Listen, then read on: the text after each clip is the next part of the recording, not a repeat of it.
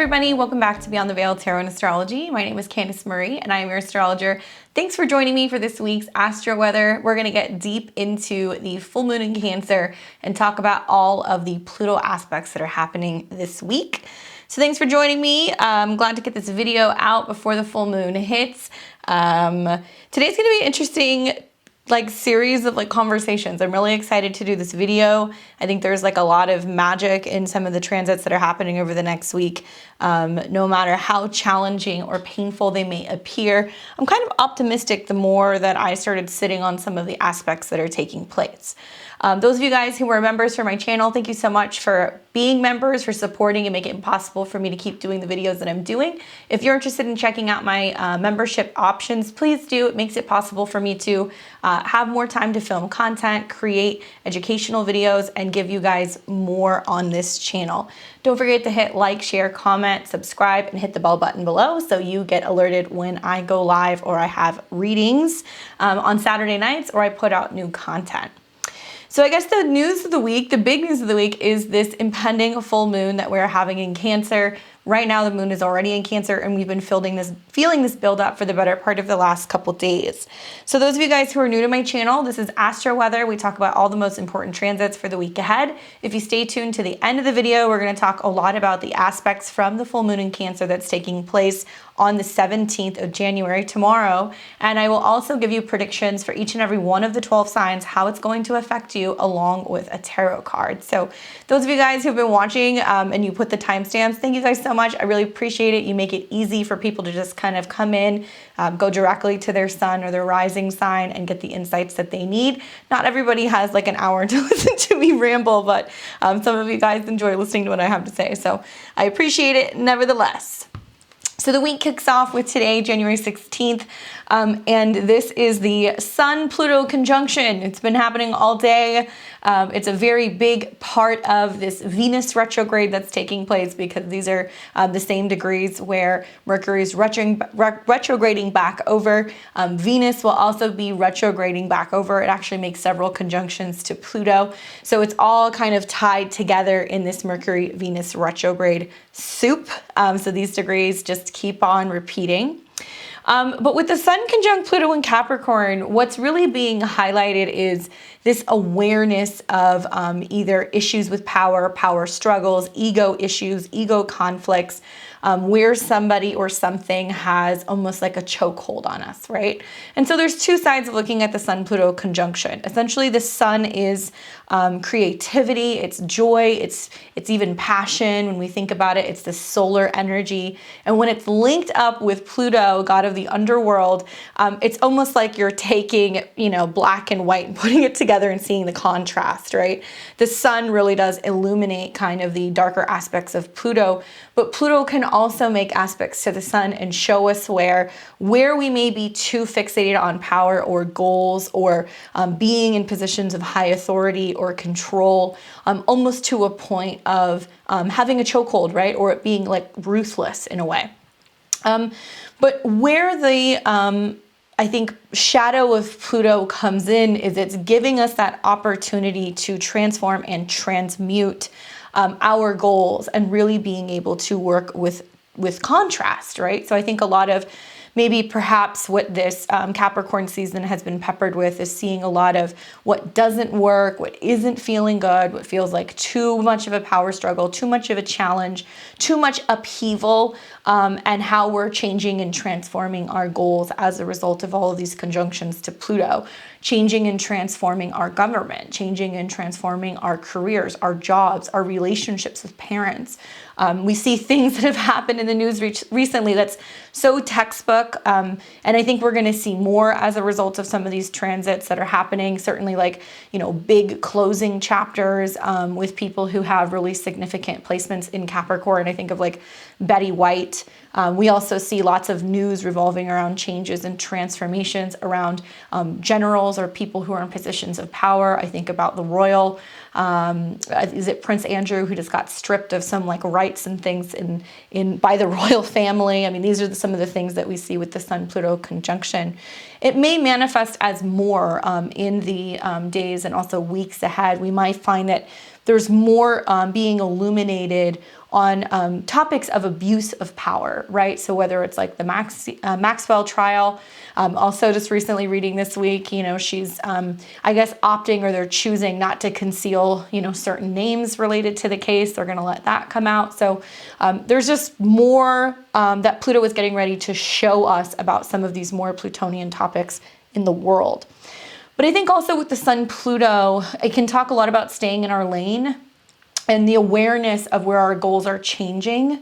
But because I think we're in the midst of a Mercury retrograde in these same degrees, we haven't quite formulated it yet. We haven't quite worked it out yet. We're still kind of processing or reorganizing. And with Venus going through there too, we're still kind of trying to figure out, well, what it is we value and how we go about making that change in a more harmonious way. So think of like the Sun conjunction is just the check-in that's like, how is it going? You know, are things actually changing and transforming? Are we starting to look at the heavy lifting and doing work differently better? Is there an easier way to work through this where maybe the ego is not getting bruised, or we're maybe actually telling the ego to sit in the corner while we process and kind of work and heal and change things? So that's going to be just a reoccurring pattern throughout the week.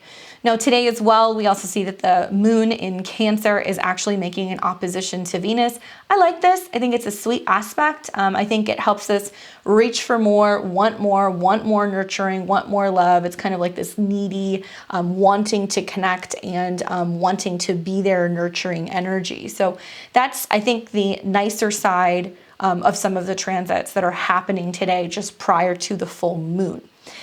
Now, the full moon in Cancer is going to be taking place on the 17th of January. So tomorrow, right in the afternoon hours, at least here on the West Coast. We've got it coming in right around 3:48 p.m.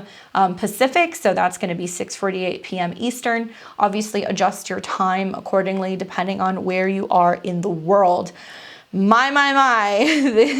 This particular full moon, like even the last couple of days, it kind of took me by surprise before we were even starting to see aspects really heavily to the sun. I started seeing like the breakdown happening actually while the moon was going through Taurus and Gemini. So I found that that's where there was the most conflict. I'm going to assume that that was that kind of trine to Venus, and then all of the squares that started happening maybe to Saturn.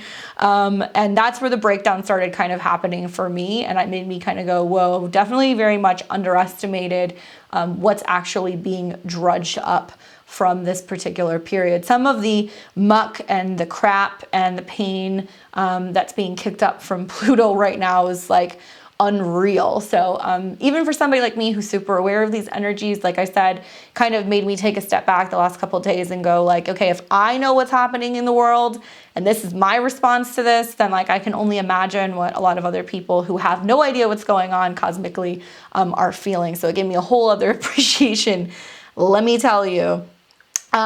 So whenever we have a full moon, it's this natural opposition that we see between the sun and the moon. So the conscious and the unconscious, the action and also the more emotional kind of side of life. And full moons represent this climax of things that we've really been working through for the immediate last 2 weeks since we had a new moon, going from the new moon that actually took place in Capricorn, now building to the full moon in Cancer. So it's almost like a lot of intensity within that axis of Cancer and Capricorn the last 2 weeks. And now we are actually completing cycles that we have had in motion since Cancer season 2021. So this is that kind of completion. 6 months ago, we had a new moon. Now we have a full moon. When we have lunations in Cancer, new moons or full moons, they are, I think, a little bit more emotional and intense because it's ruled by the moon. So whether it's a conjunction, we're seeing a new moon where it's making us become more aware of what's going on emotionally or subconsciously, the full moon's a little different. And this definitely represents that challenge of now having to merge the intentions that we set 6 months ago, even 2 weeks ago, and really bringing them into reality. And we want to kind of look at our emotions as the gauge for how we're moving through this. And it's so kind of like ironic that it's Capricorn season, but with this full moon, the huge theme of the week is really going to be you can't just push through things. You can't just work through things. Like, you have to acknowledge the emotional body. You have to process the emotions. You have to be aware of what's going on in the dream state, the subconscious state, the emotional body, and its sensitivity, and the fact that sometimes working harder is not necessarily smarter, in a sense of just showing up to work, working through things, not processing emotion, not processing trauma, and not doing the emotional labor is actually going to set us back and make it a lot more challenging for us to feel productive. So obviously you can't rush the healing, but by the same token, you have to acknowledge it. That's my kind of takeaway from this week. So Cancer, right? Cancer is a cardinal water sign. So it is about emotional labor. There's no coincidence that it's connected to the archetypes of the mother, the nurturer, the home, the roots, the deep emotions, and even perhaps maybe connected to similar to Pisces, like where the soul comes from. Like, I've always been so fascinated by the IC in the natal chart and the most southern part of the chart and how that represents that root and kind of Cancerian vibe, whether that's our private life and what's going on behind closed doors, or where our lineage kind of stems from, what recipes and what ancestral kind of energies are we bringing into this lifetime, and how the soul actually incarnates and comes through the axis of the IC.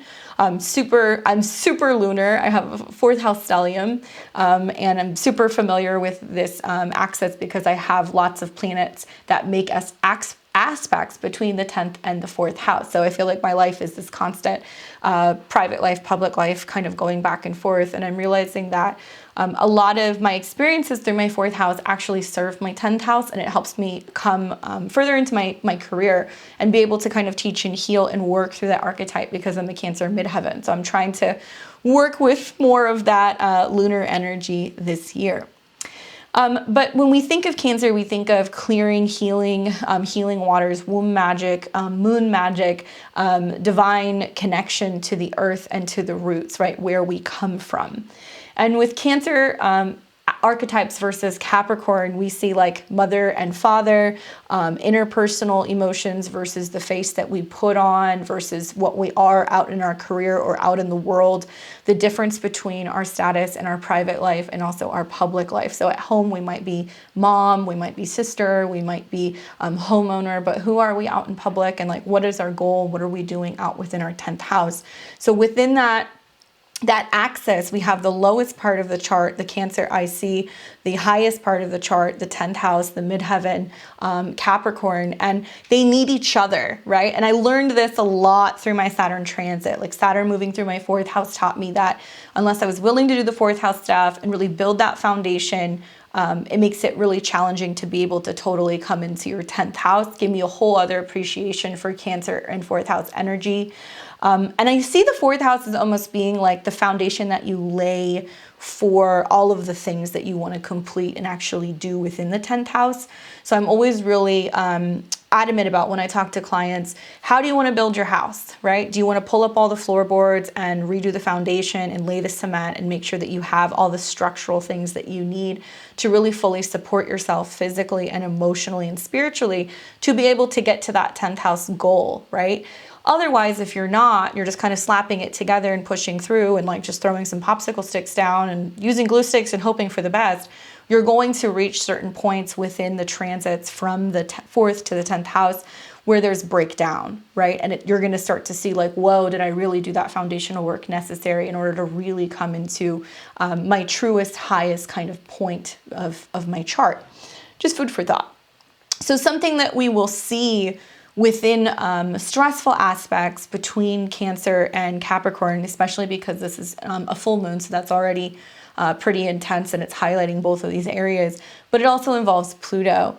So we're going to see things like family versus career dilemmas, right? Or what you emotionally feel capable of versus what your responsibility and your obligation or your goals may be, and like this back and forth that you're having regarding, you know, these two topics in your life. And the emotional process, which would be more like the Cancer, versus the physical labor, the work ethic, the power, the ambition that you have out in the world. Now, my personal interest in this particular full moon is the fact that we have the sun in conjunction to Pluto. Talked a little bit early in this video about all of the conjunctions to Pluto. And so obviously the cosmos are really trying to kind of show us that there's some beauty in the breakdown, in being able to just like let life do its thing. And if something's really not working, then it needs to go through the process of the breakdown, the release, the death, the regeneration in order to bring new in. So the sun being the representation of life and Pluto being the representation of death, this conjunction is literally life and death type situations and scenarios that are going to be playing out. So it's interesting that to me, they represent two very, very different things and two very different energies, but we could not have one without the other, right? We could not have the birth without the death. We could not have new life without the soul's regeneration. We could not have the new home without closing on the old one, the new relationship without healing the old wounds. So that's kind of like the healing and the magic of Pluto. And there can be a lot of like remedy in the poison, right? So that can actually be the remedy within itself. So it's something else that I really like about the Sun-Pluto conjunction. I myself, I'm a natal Sun-Pluto, and I have Mercury thrown in the mix too. So I have found that there is this constant like checking in period. And right when I start to think like, oh, I have figured out the goal, I've figured out the thing, there's always like this plot twist that always ends up happening like in my life that makes me kind of go deeper into what it is I do value and what my goals are. And still learning about that, still learning about that a lot through the Saturn square that's kind of going on for me right now and the Uranus opposition, that I'm realizing that goals can change. And there's something very valuable and powerful about goals changing and values changing. And so I'm trying to kind of make lemonade through these transits and see kind of the beauty of that evolving and the ego needing to sometimes kind of stand in the corner to make it possible to really shift what my goals are, especially relating to happiness, because ultimately the Sun-Pluto, it's an extremely passionate and extremely creative energy. Now, with Pluto-Sun aspects, we see highlighting things of what is valuable, right? Or the goal, the glory, the transformation of our personal needs, and how our egos transform, die off, shift, and change the way that we're seeing work, okay? Within the archetype of Capricorn, what it means to do work, right? Or what it means to be responsible. The collective unconscious can be creative and a very marvelous thing when we're looking at Sun-Pluto conjunctions, whether this is like through transits or in a natal. And when we really allow the Sun and Pluto to do its work, you know, there can be magical things that can happen. Pluto must first use the dark and subtle energies to channel passionate and personal goals and unique talents. And so that's something that you might notice that's kind of going on today, tomorrow, and as a result of this full moon. Once the energy is channeled appropriately, there is immense power. So part of kind of like what's going on right now is a lot of like, you know, emotional meltdowns, realizing that not all of our goals need to be professional ones. Things may appear very tough or very challenging, or even physically kind of like we're physically incapable of achieving certain goals. Some things may feel intangible. Now, the emotional meltdowns, I think, are also mostly connected to the fact that Pluto is crisis, right? So crisis and like learning through crisis and learning to release and let go. But a full moon, it's a lunar moon, and the need to focus on emotional release. So Pluto is also like this pressure cooker, and it has this feeling of being cooked and like almost like being boiled, right? So it's this cosmic pressure that's going on of sorts wherever Capricorn is in your life. That one of my favorite quotes was actually by Caroline Casey, and she in one of her audiobooks, I can't think of what it was called, but I think it was, gosh, what is it called? I'll make a note. I'll come back and leave something, because it's a great book to actually listen to. But she talks a lot about like being cooked by Pluto. And when you're going through the Pluto transits, you're feeling the pressure of having to have everything kind of come down on you in order for you to either sit in the cosmic soup and allow it to just all kind of melt and transform, or to blow up. It's like a nuclear energy. One other thing that I would say about this particular period also is that what I find interesting is that the moon is linked to roots and end of life and burial. You know, traditional astrology would suggest that the fourth house talks a lot about where we are buried, how we are honored. And so with the Sun-Pluto conjunction in opposition to the moon, I think we're going to see in headlines, in a worldly view, just some really prominent people being put to rest and going through the death and regeneration process. And the sun can represent, you know, a king or somebody in high kind of standing in the world. So with that opposition to the moon, we're going to find out certain people are transitioning. They're going to be buried. On a more kind of like lifeline wise, we can see that we're just dealing with certain relatives, family members, people in our lives, parents, bosses, things like that, going through huge transformations. And it can be literal loss and grief and burials, but it can also be this awareness that, oh, the job is ending, the relationship is ending. But what the moon in opposition to Pluto kind of shows us is that it can be very emotionally tense and very overwhelming, and this feeling that we have to do a lot of emotional labor. So what would the fourth house be without the 10th house? And that's something that I've been thinking a lot about, and vice versa. Without that feeling of the fourth house emotions and the past and connection to the soul and our intuition and safety and security and emotional balance, and having that space that's safe and secure, and that upbringing, right? So it's like the family that's supportive that makes it possible for you to grow up and then come into your personal 10th house goals. They both need each other. Like I said, going back to the mother-father energy, the family career energy, both of these things work on a similar axis, and it allows us to go back and forth and do both. I'm kind of predicting that there's going to be a lot of like overwhelming themes of people feeling like they have to make choices. That's kind of the feeling that I've gotten. It's like, I can't do this and that. That's how it's materialized a lot for me in the last month, as thinking that I can like really do a lot of control in the Capricorn area of my life, and then actually kind of realizing like I'm spending too much time in the Capricorn energy. I'm not doing enough of the Cancer energy, and more of the Cancer energy is going to kind of alleviate and release that pressure of where Pluto is in my chart. And like, to me, it's so glaringly obvious when you look at it in the astrology, and I'm just still kind of dumbfounded that it's taking me like a month to be like, oh, I was looking at this all wrong.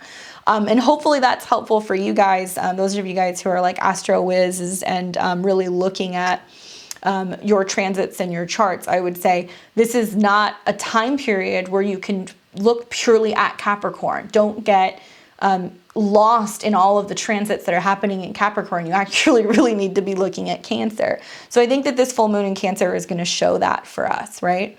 And oppositions represent opportunities. It gives us the ability to go in and out of two areas of life and really be able to do both. So I want to kind of pivot a little bit, and I want to talk about the Pluto aspects. So, you know, Pluto being the god of death and transformation. Like I said, I'm a Sun Pluto, so I'm going to say some probably morbid things, but I was thinking about probably, how long ago was it? 2014, 2015. So it's going on 7 years.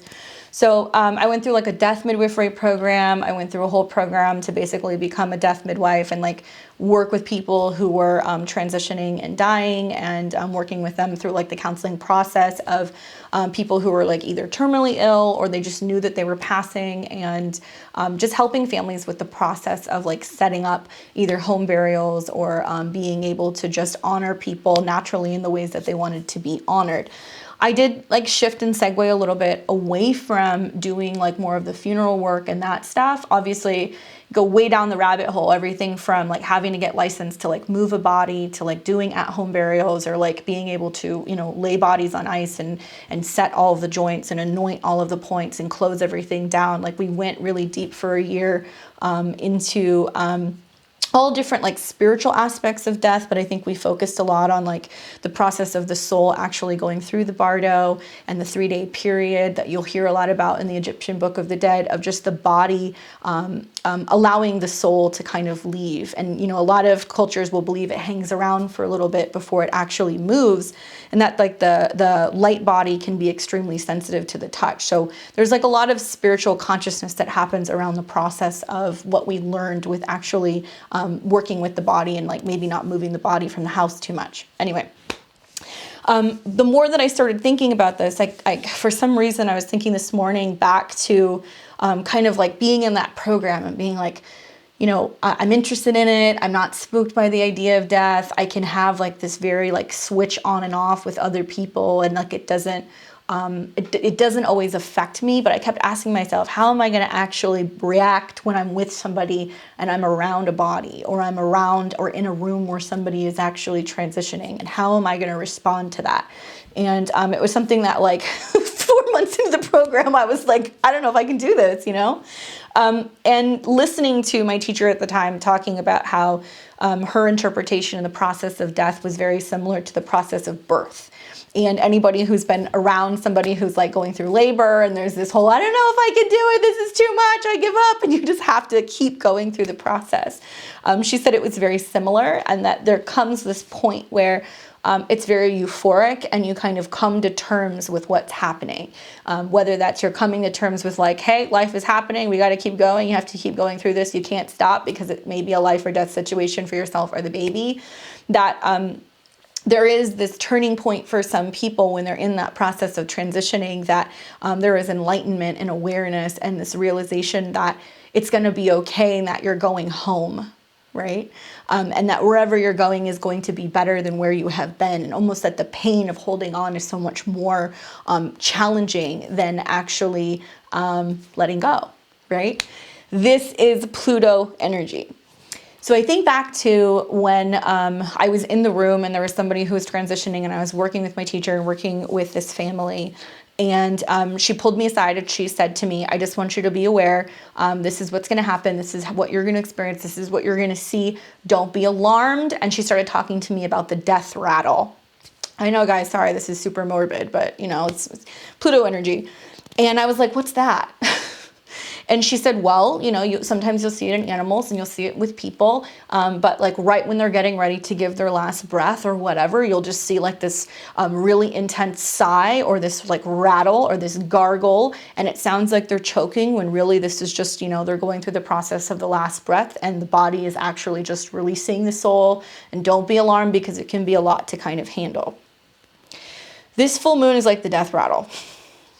And depending on how we respond to the events that take place this week from this full moon, and how you respond to the death rattle is going to tell you a lot, because this is all about the death of the ego, transformation of goals and achievements, and this realization that if we want to actually see change in the Capricorn area of our life, we have to acknowledge the emotional process, the burial, the releasing, the emotional release, the letting go within the Cancer mansion, okay?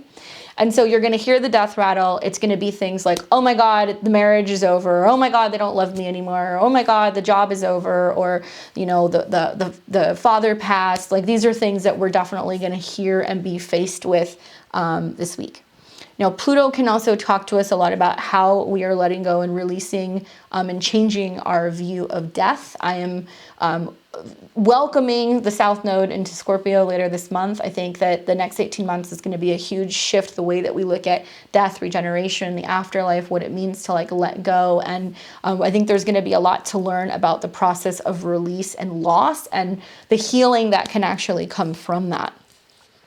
I also started thinking about just the fact that the 4th house in Cancer teaches us that we're born naked. We come into this life. We have nothing. We have nothing. We have no money. We have no debt. We have no title, no status. There's nothing. We come in and we build this life. And Sun Pluto can sometimes have this fixation on the legacy that we're leaving behind, the gold that we're leaving behind.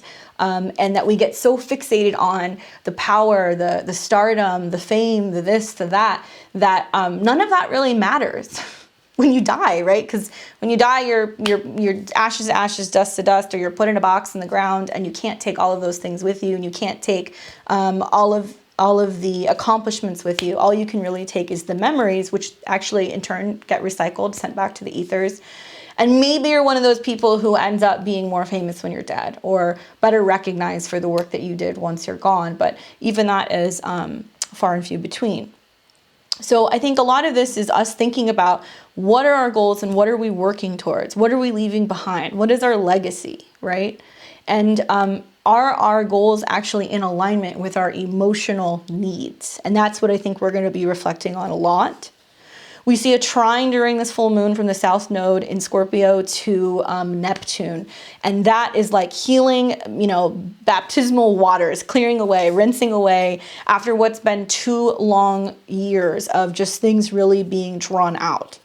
Emotionally, we might be feeling like we're overdoing it, overworking, and ignoring the basic essential emotional needs that Cancer tells us that we need. Sometimes it's curling up by the fire with a good book, taking a bath, hanging out with your dog, having a good cry, a hug, a warm meal, all of these things that seem very kind of like simple and obvious, but things that we really do genuinely need. Or maybe it's the family that we need, or the emotional connection that we need, just to really kind of highlight that we need to have a release. And it's time to get our emotional goals in alignment and in better balance with our workload. So that's my 2 cents. Obviously, this is the chart. Like I said, some of the most important transit aspects within this lunation: the Sun-Pluto conjunction, the Pluto opposed the moon aspect. We see Pluto and the Sun in a trine to both the North Node and Ceres. Definitely a lot of dealing with the earth and regeneration and giving back and transformation and things that relate to the physical body, right? Taurus deals with the physical body. So Ceres being there, it can also represent themes like depression that stems from loss and letting go and separation. You guys know the story of Ceres. I've told you many, many, many times, so I'll spare you. Something else that's still kind of happening is that we're seeing Mercury moving away from the square with Uranus that we've been experiencing right before Mercury went retrograde. So certainly the last 72 hours have been very eventful with the Mercury retrograde and the Mercury square Uranus. It's just kind of staticky energy. We also start to see Mars coming into a sextile with Jupiter. Venus still retrograde, but moving into a much more kind of perfected trine with Uranus. Venus is slowing down. Actually, next week she'll go direct. So we're going to see Venus making some rather nice aspects to Uranus, kind of livening things up just in general. So themes that you're going to see: division, separation, crisis, rebirth, family and parenting dynamics. I think a lot about like the Sun-Pluto conjunction and opposition to the moon, and I think of like the separation from family, separation within families, separation from home, being pulled out of your home. Do we have safe home and basic essential needs? Do we feel like we have clothes? Do we have food? And the oppositions to Pluto is like where we are actually being separated and taken away from that. So the themes of like division and removing people from their families might be something that's also coming up, especially like families of divorce or children of divorce, or just going through changes and like learning how to like separate and then co-parent. These are also some things that we sometimes see with this really difficult opposition. People who are going to get hit the hardest by this are going to be any prominent placements about 25 to 29 degrees of the cardinal signs. So that would be Aries, Cancer, Libra, or Capricorn. If you are a Capricorn sun, moon, or rising, or a Cancer sun, moon, or rising, I feel like this is going to be particularly intense for you guys, so just pay attention. And any earth signs that are going to be in the late degrees of earth signs, so I would say 25 to 29 degrees of earth signs, some pretty powerful trines and sextiles you're receiving. Water signs also as well, you're definitely going to benefit from this because you're going to be seeing some sextiles that are going to be happening from this, and also some trines. Okay, so earth and water makes mud, so you may really feel like things are it's almost like you're going through the mud. There's just like this real heaviness to being able to move through things. And that, especially, you know, me, like I said, knowing this energy, I have found that I'm like, why is it taking so much time? And why is this process taking so long? And I started thinking to myself, oh, I'm holding on too much to like how things used to be, and that everything has to be a process and it has to be hard and challenging, and that I'm realizing it can't be super Capricorn and super structured, that leaning actually more in the axis of Cancer and being more either maternal or listening to my intuition, or just like focusing on more nurturing energy rather than pushing things seems to be the key. So you guys know I like to read the Sabian symbols for the new or full moons. And so this one's at 27 degrees and change. So we're going to read 27 and 28. Usually you round up to 28, but oh my goodness, 27 is so particular. Sabian symbols, Screen of Prophecy, one of my favorite books. Cancer 27, a storm in a canyon, intensification. The theme is crisis. The symbol speaks to intensification and to a sharp awakening from complacency through some event that cannot be ignored. It also alludes to the divine aspect of terror, violence, and as they strike the core soul and ignite passion in individuals' highest ideals. Here, the individual is brought to a full realization of what he truly values as he struggles to preserve and protect those things he holds dear. The image of a storm in a canyon symbolizes a dramatic cleansing and catharsis. As such, it strengthens integrity and clarifies the ultimate purpose of all things. Whatever holds no value here is swept away. At its positive, it represents the ability to rise above crisis and bring every resource of self to hand in meeting a greater challenge of life. Release of tension, things that have been building to a climax, which may head in a very dramatic way. What did we just talk about? Quite literally. Guard against losing your temper, not getting caught in the middle of an emotional confrontation. Don't add fuel to the fire by picking this time to get everything off your chest or let off steam.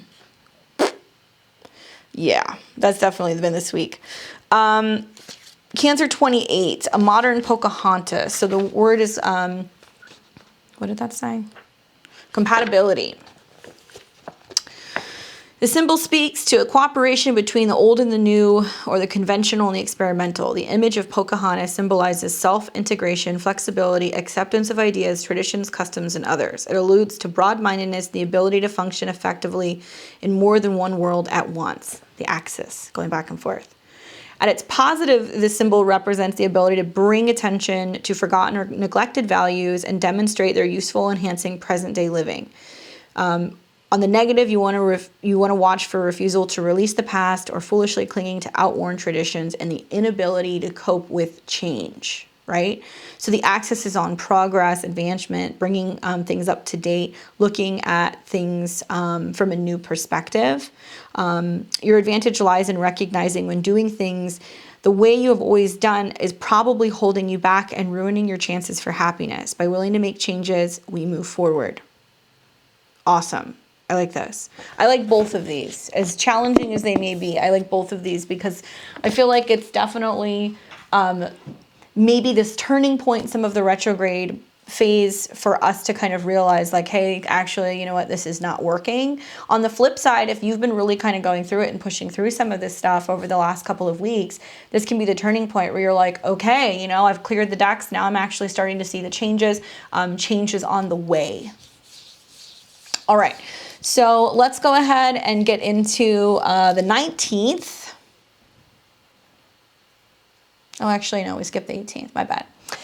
So the 18th of the week, we see the moon in Leo come into an opposition with Mercury, and it's going to square Uranus. So this is like that pivoting, the adjusting that we're making, the adjustments and kind of shifting gears and like putting our attention in a different way. Just post the full moon, which definitely makes sense.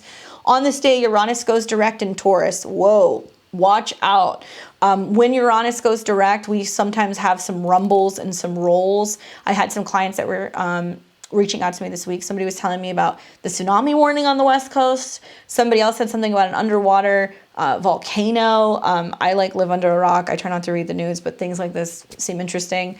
Happened to pull up the news the other day. I don't remember where I saw this, but something about like 3 asteroids being particularly close to Earth. These are all like, you know, Uranian things.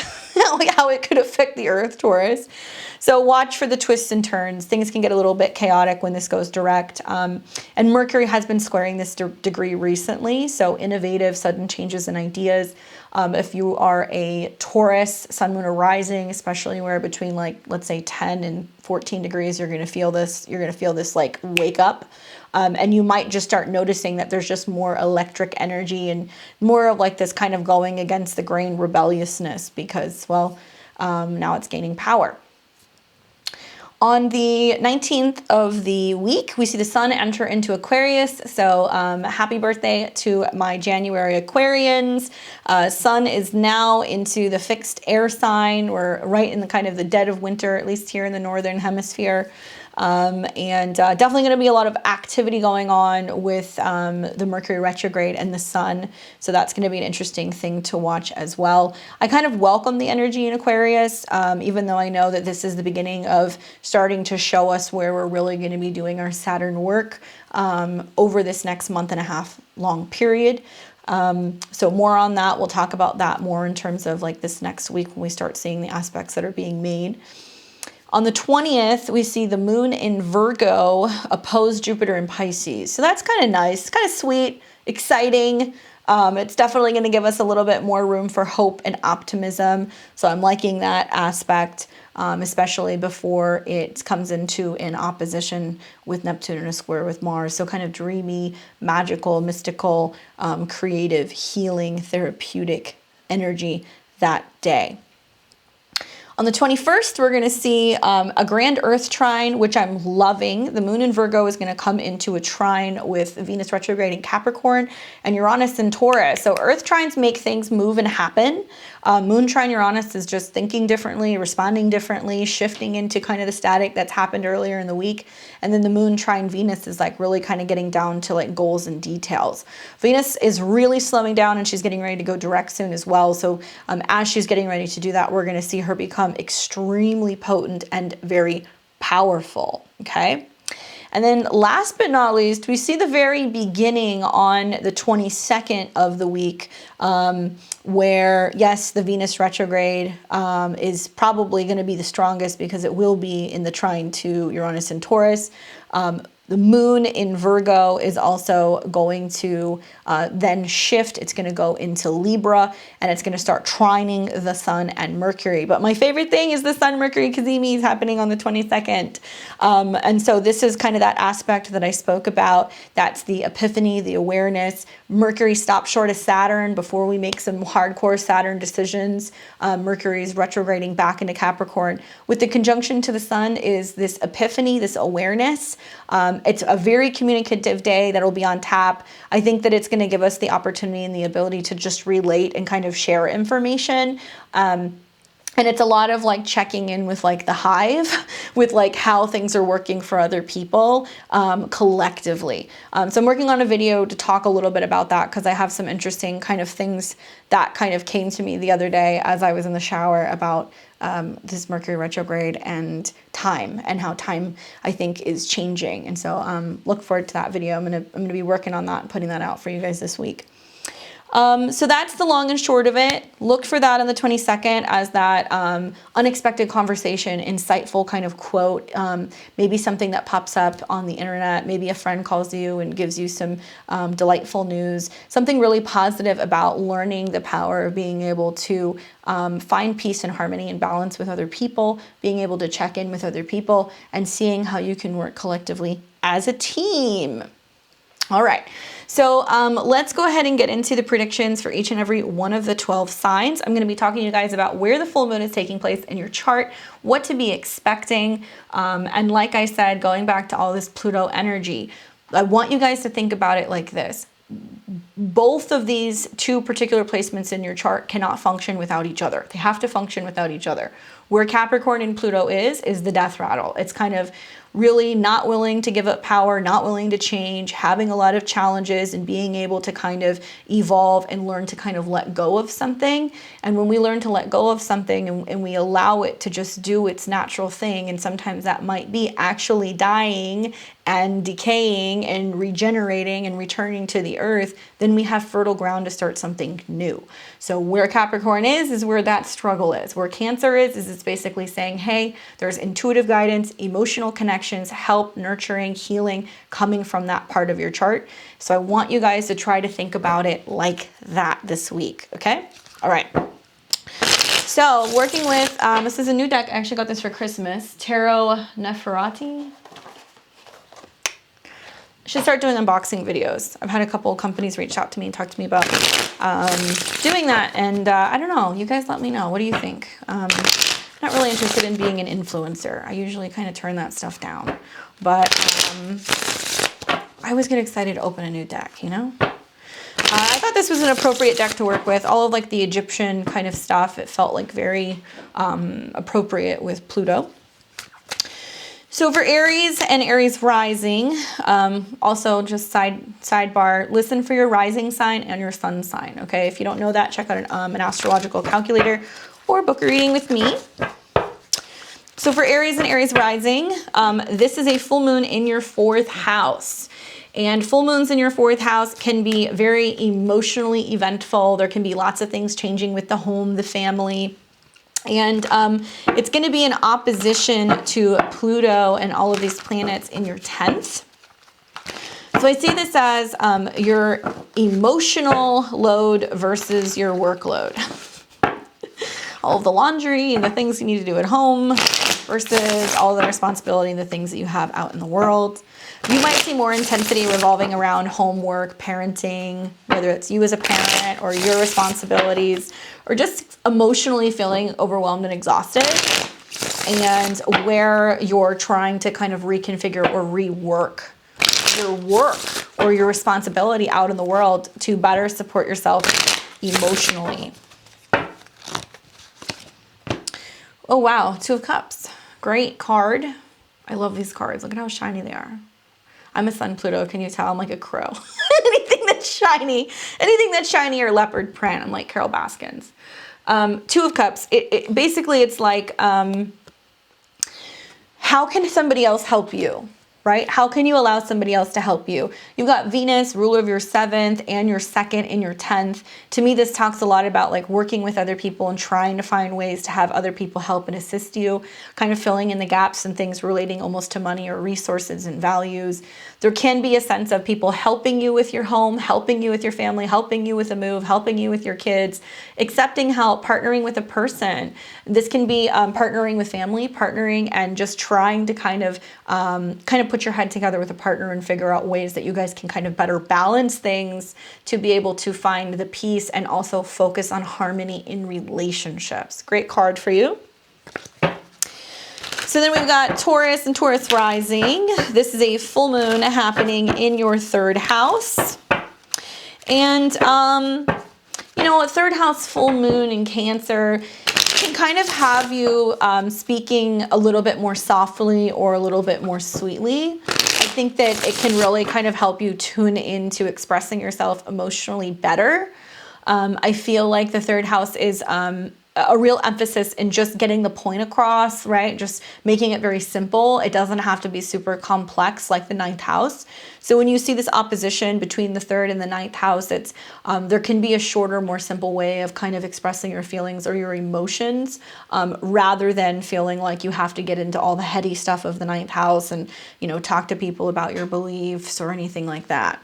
Now, this can represent family that's talking about moving, or you talking about moving or exploring or having conversations revolving around what a future move looks like or how you're moving through your daily routine.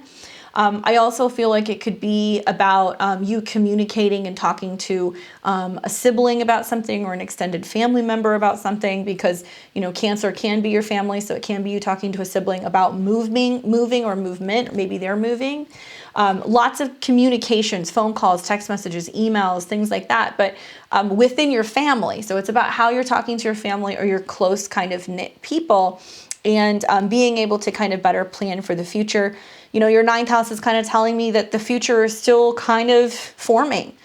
You may not completely figure out where you're going yet, what the goals are. And a lot of, like, you know, you having to check in with your family first is important before you're planning a big move, before you're planning any travel, before you're planning any major kind of shifts. There can be important documents and things that can come into play during this time as well. Legal documents or things pertaining to perhaps maybe even, you know, you starting some kind of educational program, or you know, you going to school, or just anything relating to education or legal stuff. This card kind of jumped out, the Chariot. Very interesting that this is the card for Cancer. So you've got this happening in your third house. So I'm wondering, like, do you need a new car? Are you talking to your family about, well, do we have the resources to move? Do we have the money to get a new car? Do I fix something? There can also just be a lot of, like, talking about where you're going, right? So maybe it's interesting that the difference between the third and the ninth that's kind of happening, where you have to kind of focus on the right now and getting motivated. And because the future is still kind of fluid and there's still some things that have to change, really it's about working through your communication patterns. And I think really kind of opening things up and making it possible for you to be more focused on just communicating in the day-to-day and not getting overwhelmed with, like, the bigger picture. Okay, hopefully that's helpful for you, learning the difference between communicating your ideas and your beliefs. So Gemini and Gemini rising, this is a full moon in Cancer in your second house. Big things happening about money, self-esteem, resources, payouts, large purchases, things like that can be happening with a full moon in the second. Now, holy cow, it's in opposition to Pluto in your eighth, and there is a ton of planets in your eighth. So it's like sometimes more money, more problems, large chunk of money that comes in. Oh my gosh, did well last year, like a bigger tax bill type vibes. It can also be having to talk with other people about your finances and the money that you're making while a partner is still going through some kind of transformation in their resources. So it's your resources, your values versus what you can create with other people, okay? And a lot's changing. Like, I feel like maybe because the way that you're moving through the world is different and you're coming more into a sense of, like, your value and your worth, that there is this restructuring going on with clients and what people pay you and what people owe you and what you're investing in, and, like, you're feeling good about the state of how everything's kind of being moved around.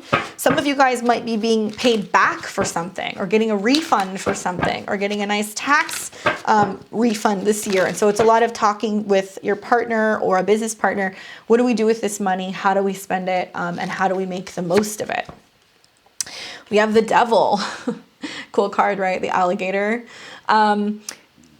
Interesting. This is Capricorn. And so I think it's really talking about doing things by the book, not being too fixated on the idea of money and greed. It's like, okay, there's a lot coming in, but we have stuff to pay off. It's, do we get fixated on the idea of spending it or buying the thing or having the shiny object? Or is there much more power in the concept and the idea of paying things off and investing or getting ahead? So the Devil also talks about, like, letting go of some kind of something having a grip on you. So if it's finally getting out of debt, paying off a credit card, paying off a loan, finally getting to a point where financially you feel like you can breathe. The Devil is just reminding you that there's something that you're still clearing out. Detoxing can be 8th house stuff, and 2nd house can be food. So I'm wondering, are some of you Geminis, like, trying to go, that's it, I'm getting off the sugar, I'm getting off the alcohol, I'm getting off the whatever, and just paying better attention to, like, food patterns and issues that you're having with stuff that you're consuming or how you're spending. Don't let the Devil tempt you back with some of these transits that are going on. Cancer and Cancer rising. This is a full moon in your first house. Watch out. You guys are, how are you guys doing? I feel like I need to start like a thread that's like a Cancer and Cancer rising survivors group, right? You guys are going through lots of change. A full moon in your first house kind of suggests that there is this completion of things that have been happening that's more relating to you. So certainly right now there are some things going on that's a make or break, and it's because it's an aspect to your 7th house. So full moon in your first can have you physically changing, looking differently, completing some kind of personal physical goal, showing off some kind of change that you've made. Can be a new haircut, can be changes to your body, changes to your face, things like that, where you find yourself and how you kind of move through the world. So really this is going to be about your body and your own personal emotions versus other people and relationships, because the opposition is going to be to Pluto in your 7th. So it's interesting because I guess I would say one thing you want to reflect on is are the relationships that you're participating in allowing you to have a healthy and happy and emotionally connected relationship to yourself? Do you like the way that you behave or the way that you are in relationship to other people? Are you enjoying what other people are bringing to the table? Is it bringing out the best in you, or is it bringing out the worst in you, right? And you want to watch for those emotional like tantrums and meltdowns that can be happening with the opposition, because big changes are happening for you, and in turn it's like you need your partner to also go through that shift as well. Maybe there is a sense of you needing them to be more emotional and more checked in, or more sensitive and nurturing, and it can be challenging because the way that you kind of approach the world is to go that direction, right? To be the nurturer. But with Pluto and all of these planets retrograde right now, kind of hanging out in your 7th, it can be hard to kind of find the peace with other people. And you may be finding that there can be a sense of you hoping or expecting that there's going to be too much softness from others, and you're just not getting it. So in turn, there can be a huge emotional release. So the tears, the tummy aches, all of that stuff, the breakdown can be expected for some of you. I get the 9 of Swords, obviously a card of anxiety, anguish, feeling stuck and not knowing how to move forward, feeling as if you're in a situation where you're up all night, you're sleepless, you can't deal with the state of something. I mean, you know, as much as I want to tell you that this is easy, it's not. Mercury rules your 12th house, and it's going retrograde from your 8th to your 7th, which tells me that there are some subconscious things that are coming out through the behaviors of other people that's triggering you. And there can be like this anxiety because you're waiting to see like which end things are going to kind of fall and settle with. A lot of relationship stuff settles more so going into March. So I would say, not telling you to end relationships, but you have to put yourself first, and putting some of that stuff on back burner and bringing the energy back to yourself. You would not be reacting or having some of the actual reactions within your body that you're having if it wasn't for you being triggered by other people. Relationships do that, right? You have lots of like triggers going on that brings up old wounds, and you can work through it, but it has to be in a healthy manner. All right, Leo and Leo rising. This is a full moon in your 12th house. So it's interesting. You're going to learn a lot this month about how invisible, subtle energies actually affect your day-to-day reality and your health and your schedule and your well-being. So a full moon in your 12th house can have you feeling like, I got to stay home, I got to stay in bed, I'm emotional, I'm in my feelings, I need my privacy, which is not typical for you. And the opposition with the 6th house and Pluto, it's really kind of saying like where maybe stress and anxiety is coming up with you, where the need to retreat and heal and kind of clear out is kind of coming up, so you can feel like you can be more productive at work or have healthier manners or like tendencies, right? Maybe it's just, you know, you taking a break off and kind of going, I've been overworking, I have been working out too much, dieting too much, I've been so stressed out about getting everything organized, I've been doing all the practical work, I've been so busy, I'm exhausted, and kind of like this blowback that you're getting energy-wise that's keeping you down. Hang out, watch some movies, relax, make yourself comfortable. Consider like going to a spa, soaking. These can be things that can be really helpful. Past life regression therapy, hypnotism, things like that can be really powerful with this period of time, especially if you find that you just can't give something up. You can't stop thinking about somebody. You can't stop eating something. You can't stop some kind of obsessive pattern, or there's something that you just quite can't break through. You might find that that actually comes up, but there may be like a deeper subconscious reason that this pattern keeps kind of coming up. So sometimes help can come, but it's somebody who helps you kind of break it down in a more like mystical way. So it would be a reader, a therapist, or a hypnotist, or you know, maybe even somebody who can do some kind of energy healing work on you. For that, I get the Eight of Swords, kind of similar to Cancer, to be honest with you. So this is like, I'm stuck, I don't know how to get out, but it's mental. So it's you being stuck in this obsessive pattern or something that's got a grip on you, but when in reality, it's all in your mind. It's all an energy or a thing that you keep thinking about and you just can't seem to let go of. All the more reason for rest and recuperation, healing. I'm going to keep recommending forever and ever for you guys really seriously considering anything related to hypnotism or dream analysis. You got Jupiter and Neptune in your 8th house now. It's really going to help you detox and purge things, but you almost need to do it in an astral sense. For Virgo and Virgo rising, we've got a full moon happening in your 11th house, which is great for friends. It's great for goals relating to your emotional connections with friends, goals relating to family. And it's all within the axis of your 11th and your 5th house because you've got Pluto and a bunch of planets that are in your 5th. So it's group ideals versus your own personal creativity, right? So it can highlight this whole, well, this is what my friends are doing, right? Especially for Virgo and Virgo risings. Like, all my friends are married and they have kids, you know, Cancer in the 11th. But what am I doing? You know, what am I creating? And what about my home? What about my family?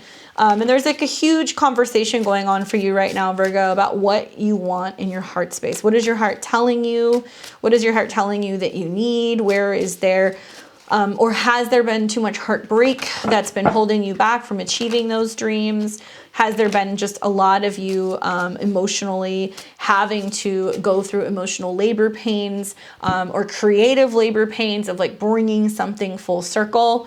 All of this is meant to kind of get you aware of your goals so that way you can like really push through some of these changes in your 5th house and find happiness and find that you can give birth to something creatively or quite literally for you.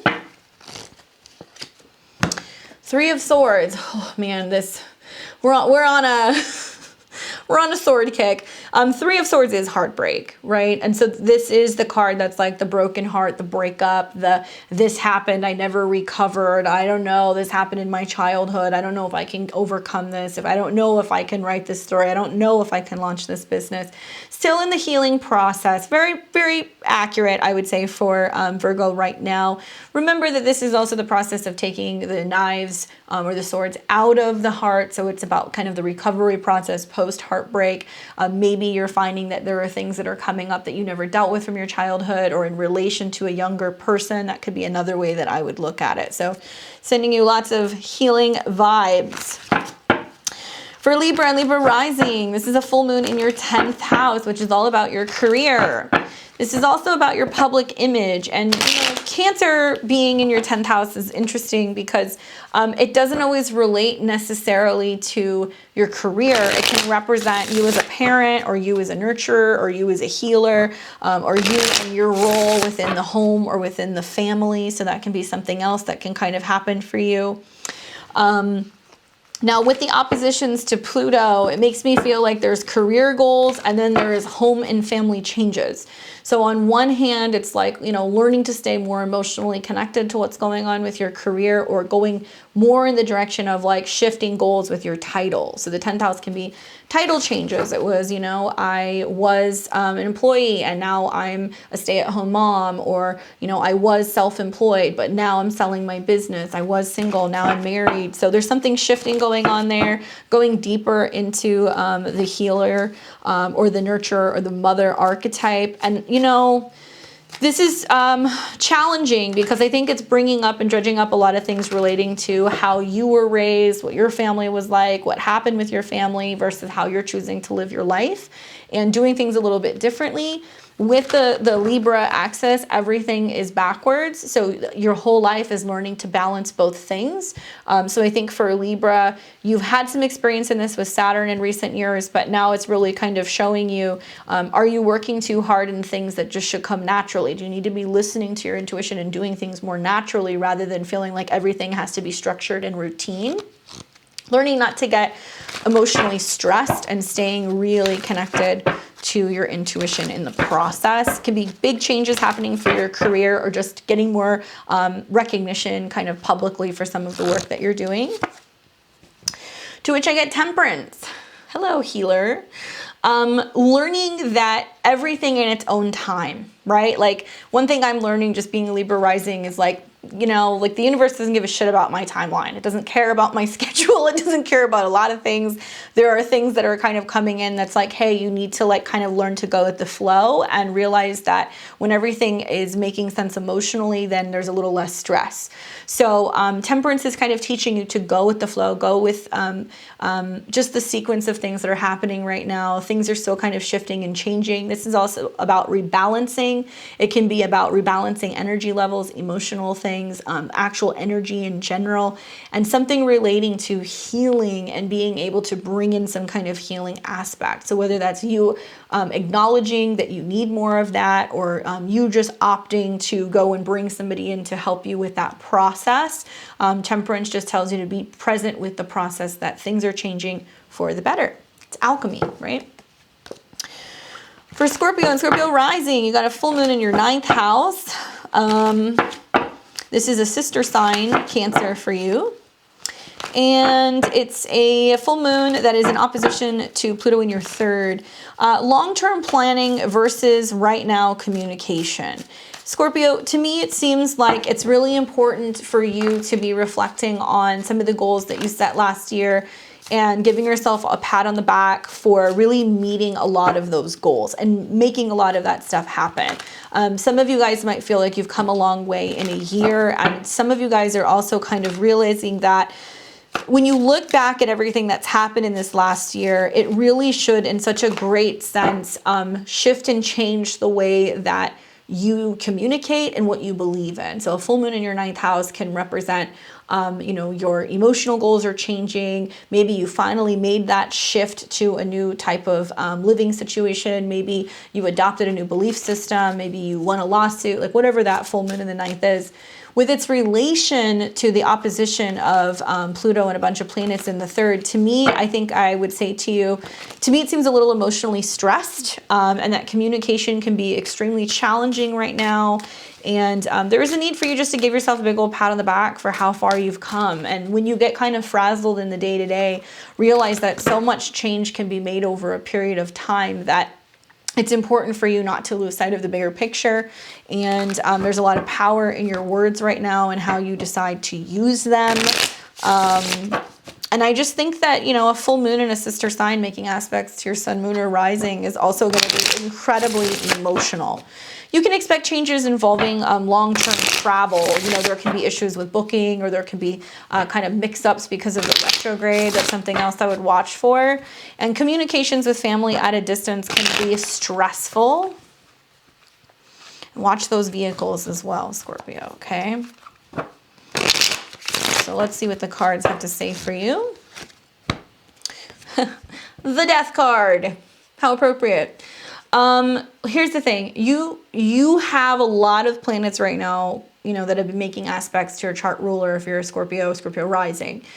So you handle this energy better. So this acknowledgement and this acceptance of, oh, I have to let this die out, right? In order for me to achieve my long-term goals and my beliefs, and I want to be in a harmonious kind of connected state of being, Cancer 9th, then I need to let go of this obsessive thoughts, this challenging way of communicating. You're not letting an idea die off, right? Or you're not letting a communication style die off.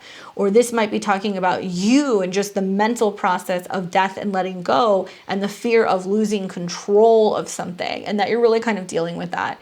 the death card is everything we've spoken about today. It's whatever ends and what new comes of it. And I think it's also kind of just reminding you that there is something difficult that you're maybe struggling with that you really just don't want to let go of. And I don't know what it is, only you know, but the more that you reflect on maybe something that's taking up too much of your time or your thoughts or even just your emotions that you're kind of have a death grip on, that's something that you might want to learn to let go of just a little bit, okay?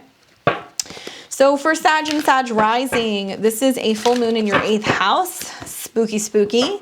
Certainly all the skeletons come out the closet with a full moon in the 8th house. That's something that I see a lot. And it's going to be in opposition to Pluto in your 2nd. So it's a lot of what can be shared or grown, or like what can you bring in with somebody else, and how that's affected very much by your own self-worth, right? So we think of the axis of the 2nd and the 8th. And when you have a full moon in the 8th house in Cancer, very therapeutic, very cleansing, clearing. There can be like lots of psychological triggers, death, regeneration, especially within the family. How you feel about joint resources, like your security or your intimacy sector kind of gets rattled a little bit by other people. But I think that with so many retrogrades happening in your 2nd house, in order to get ahead of expenses and money and feel like you're thriving and not just surviving, you're having to dig really deep and ask yourself, like, what am I good at? What are my talents? How can I make more of it? How can I bring that to other people? Are other people going to pay for these services? Are they going to pay my fees? Am I going to have what I need to feel like I can be comfortable? So there's like a lot of, you know, feeling the tightening of the budget right now, feeling the changes and the doubt that might be coming up within you and whether or not you're good enough. And I would say that there can be people who come in your life right now, emotionally, romantically, spiritually, that help kind of restore your faith in yourself, and really kind of needing a shoulder and someone to kind of lean on and just vent to can be so important, just to remind you that you are good enough.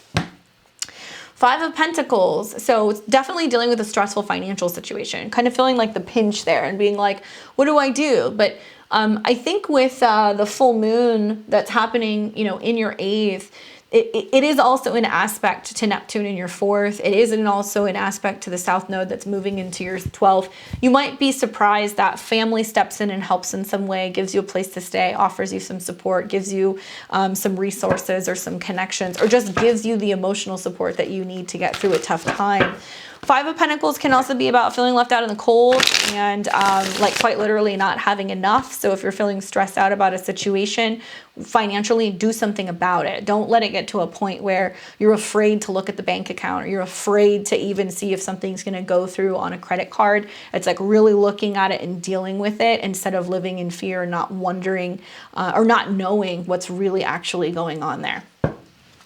All right, so then we've got Capricorn and Cap rising. Full moon in your 7th, so you're going to have some emotional interactions with people. People can be quite emotionally reactive to you. A full moon in your 7th is always this turning point when it comes to relationships and like make or break determinations in relationships. And, you know, your 7th house is ruled by the moon. So you're used to having like more kind of moody, emotional characters come into your life, or you're just aware that, you know, partners have a tendency to kind of be up and down a little bit.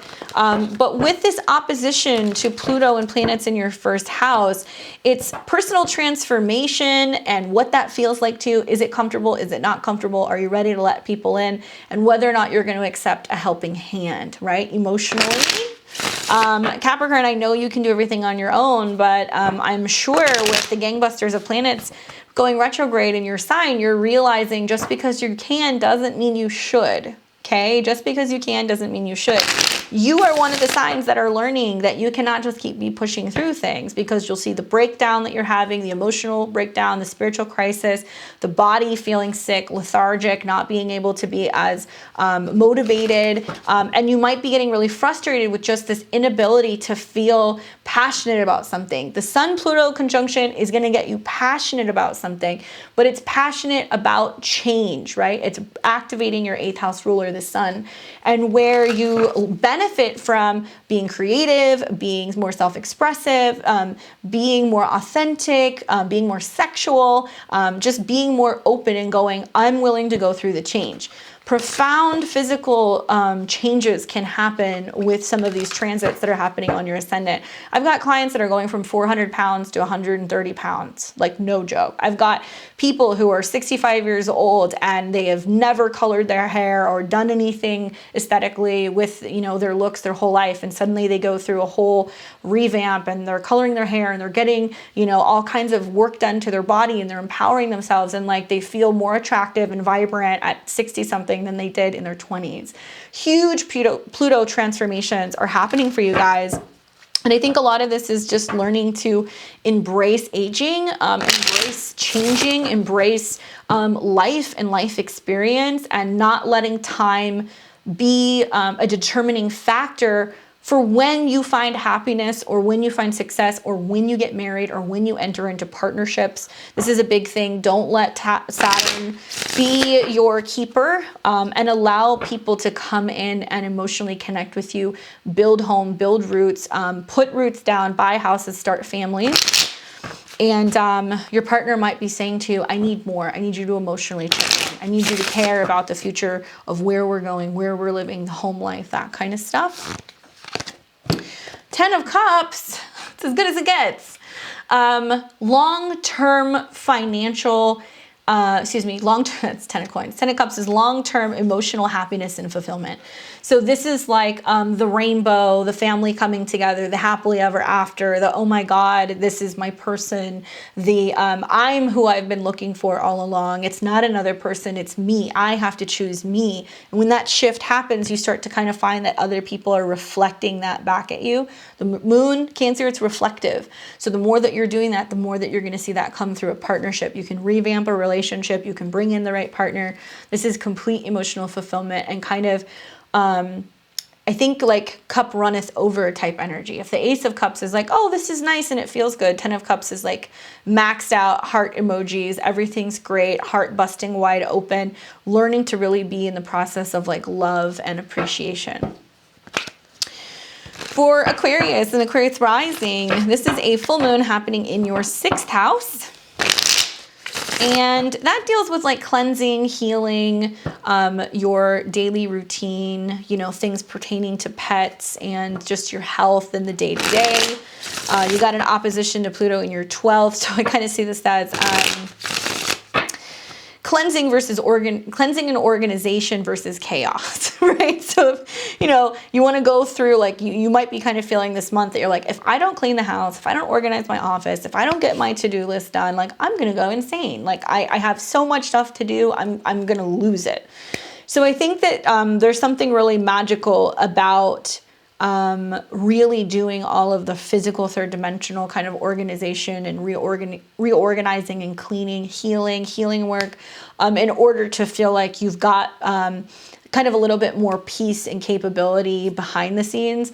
You got retrogrades in your 12th. You got a bunch of stuff that's now moving through your full moon in your 6th. So that tells me that, similar to kind of Leo, this is more about how you really need a lot more time to sit and work on something. So you need to get a lot of your day-to-day stuff better organized and kind of handled so you can rest and recuperate more. It might be hiring people to help you. It might be asking families, you know, members or roommates or partners to kind of jump in and help you kind of do more, clean up more, organize more, walk the dog, that kind of stuff. And if you don't have that support, then you need to bring somebody in to help you so you have more time to rest and recuperate, right? It can also be just that you've been down so much with all these planets in your 12th house that the dishes are piling up, the laundry's piling up, and you're like, oh, I've been binging Netflix for like 2 weeks, like, and eating fast food. Like, what am I doing? So it's a cleanup process that kind of comes from that, you know? We've got the King of Pentacles. So this is great because this is like saying, like, in a way you might be working really hard behind the scenes and you're like, all of that can wait. I have to focus on this. I'm on a roll here. Something is coming from this and I have a good feeling about it and it's going to make something happen. There's something to that. This can also be talking about like an earth sign coming in to like help you, helping you kind of put the pieces together, building something financially or building something professionally and offering you something of value. Remember, your wealth is in your health also. So it's really important for you to not become so fixated on staying up all night, working behind the scenes. You can't let your health kind of fall back. Okay. And last but not least, we've got my Pisces. We've got a full moon happening in a sister sign in your 5th house. How romantic. Especially when it's in aspect to Neptune on your ascendant. And the south node in your 11th. Hello, water trines. You know, love and romance or children versus group goals. You want to watch out for the traps of the comparison game, Pisces. You don't want to be in a situation where you're comparing your life to other people, other friends, other organizations, other people's goals, other people's families, where they're living, what their kids look like. That stuff doesn't matter, okay? So for you to be having a 5th house full moon, it's very magical. Some Pisces can be pregnant with ideas. They can be falling in love, saying I love you, launching significant personal projects. It can be a time where you're also just putting more emphasis on the idea of parenting or dating. So that can be something that can happen. With oppositions to Pluto in the 11th, it makes me feel like part of what's going on is like your beliefs revolving around dating or changing, how far you're willing to go to date, your beliefs on marriage, and you might be seeing that a lot's changing there. It might be like, well, my goal is actually to have kids, not to get married, or my goal is actually just to date for fun. I'm not trying to settle down. There's something going on there. And yeah, don't get stuck into comparing what other people are doing, and it may not work for you. If you're one of those people who's like, well, all my friends are having kids, so I guess that's what I'm supposed to do. There's something changing and transforming around that, because Pluto and these planets in your 11th house are your goals pertaining to your career. And while you may be feeling the pressure of time to kind of figure things out in your love life or your dating life, I would actually say, you want to pivot a little bit. Focus more on your meditating, your manifesting, your dreams, things that you're working on creatively, business-wise, behind the scenes. There's so many opportunities coming for you romantically, but there's more opportunity really for yourself and kind of like building out this ideal version of your life and what it could look like. And it may not look like other people. And so that might be just like an awareness that's coming to you this month, that your story, your timeline, your goals are different than other people's, and that's okay. There's nothing wrong with that. Some of you guys are still super focused on healing the inner child, you know? To which we get the Chariot. So that came up twice during a Cancer full moon. Very interesting. I think this came up for, what was it, Taurus? I think it was Taurus. Interesting, you know, once again, talking about the goal, where you're going, how you're getting there. So yes, Cancer, 5th house, it can be, well, is the goal to fall in love? Is the goal to move to this city or this country and feel inspired? Is the goal to tell somebody I love them? What's the goal? Where are you going with this?